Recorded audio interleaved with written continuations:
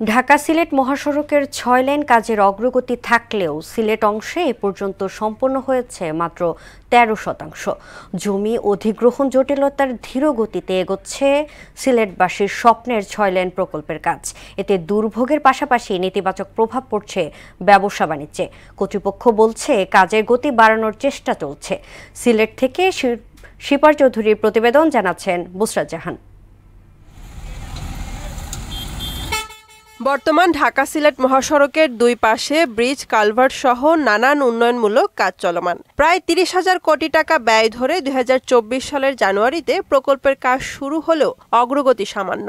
বিশেষ করে সিলেট অংশে কাজ শেষ মাত্র ১৩%। আশানুরূপ অগ্রগতি না হওয়ায় যাতায়াত ভোগান্তিতে সিলেট অঞ্চলের কোটি মানুষ।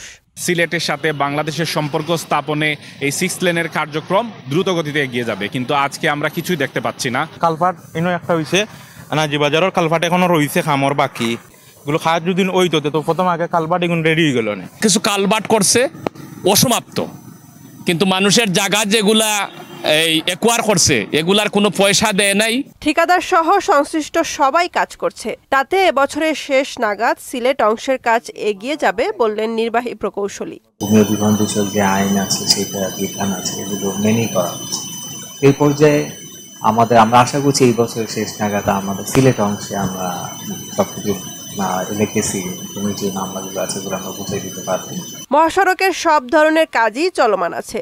ভূমি অধিগ্রহণের জটিলতায় কিছুটা পিছিয়ে কাজ, তবে নির্ধারিত সময়েই কাজ শেষ হবে।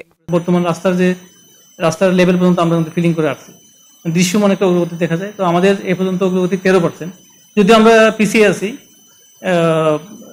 ভূমি অধিগ্রহণ নিয়ে একটু জটিলতা ছিল। ৬ লেনের কাজে ধীর গতির কারণে মানুষের ভোগান্তির পাশাপাশি ব্যবসা বাণিজ্যের ভীষণ ক্ষতি হচ্ছে, তাই দ্রুত কাজ শেষ করার দাবি জানিয়েছেন এই ব্যবসায়িক নেতা।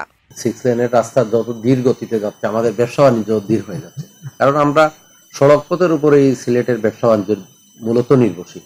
এখানে আকাশপথে তো আসেই না, রেলের অবস্থা এত ভালো না। ২০২৭ সালের মধ্যে প্রকল্পের কাজ শেষ হওয়ার কথা রয়েছে, তবে উত্তর পূর্বাঞ্চলের মানুষের প্রত্যাশা ভোগান্তি দূর করতে কাজে আরও গতি আনতে হবে।